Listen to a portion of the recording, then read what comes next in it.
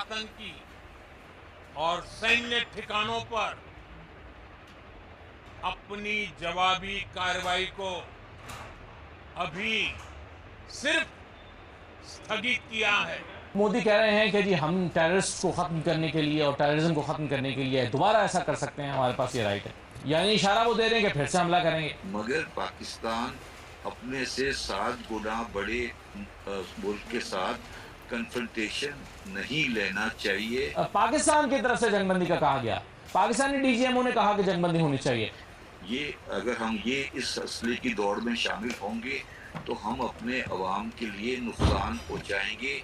वो माशी तौर पर हमसे 7 गुना बड़े हैं, ये हमें मानना चाहिए।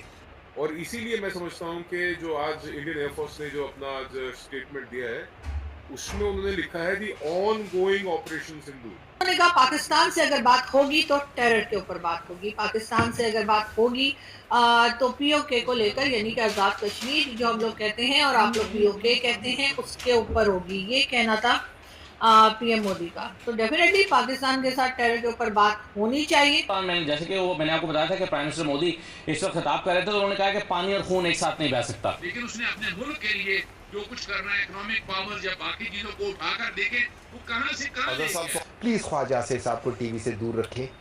जितना पॉलिटिकल नुकसान आपका, जो डिप्लोमेटिक नुकसान इस एक शख्स ने किया है इंटरनेशनली, सर जो उन्होंने वहां पे जाके बताई है सारी चीजें। राम राम साथियों, एक बार फिर हमारे यूट्यूब चैनल में आपका स्वागत है। आज हम बात करेंगे जो अभी इंडिया ने सिंदूर ऑपरेशन किया है उस पर पाकिस्तान मीडिया की क्या रिएक्शन है वो आपको बताएंगे। तो वीडियो को अंत तक देखते रहिए और चैनल को लाइक सब्सक्राइब जरूर करें। इसमें पाकिस्तानी चैनल न्यूज़ चैनल क्या कह रहे हैं वो देखिए।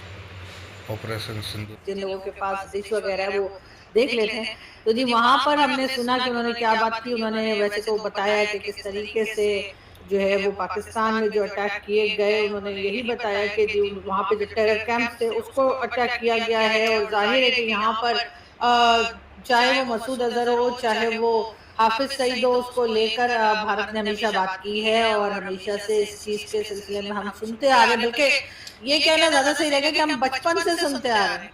हाफिज सईद और मसूद अजहर और इस किस्म के लोगों के बारे में हम बहुत टाइम से सुनते चले आ रहे हैं। और कई बार पाकिस्तान जो है वो एफएटीएफ की ग्रे लिस्ट में भी गया है और कई तरह की प्रॉब्लम जो है वो हमने फेस की हैं इन इश्यूज को लेकर। लेकिन कभी भी कोई सही पॉलिसी शायद बन नहीं सकी या बनाई नहीं गई जिससे कि हम इस प्रॉब्लम में से निकल पाते।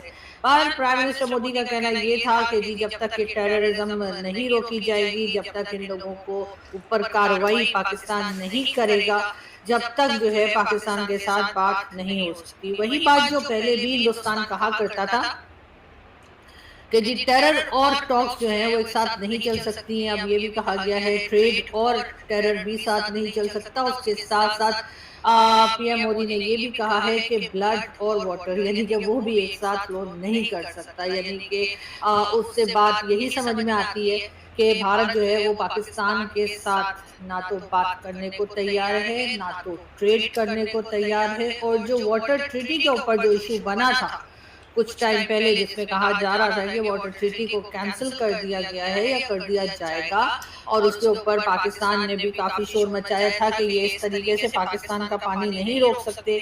और उसी के ऊपर जो है वो सबसे पहले एक दूसरे के साथ जो है यानी कि जो कश्मीर पिलग्राम का जो वाकया था, उस पिलग्राम का जो कह लीजिए टेरर अटैक था, उसके बाद जो एक तू मैं शुरू हुई थी दोनों में, वो फिर पानी पर जाकर रुकी थी और कहा यही गया था कि जी आप पानी को नहीं रोक सकते। लेकिन इस वक्त आज की बात अगर आप लोगों ने सुनी हो और अगर मैं भी सही समझ पा रही हूँ और जो मैंने सोशल मीडिया पर भी एक नजर दौड़ाई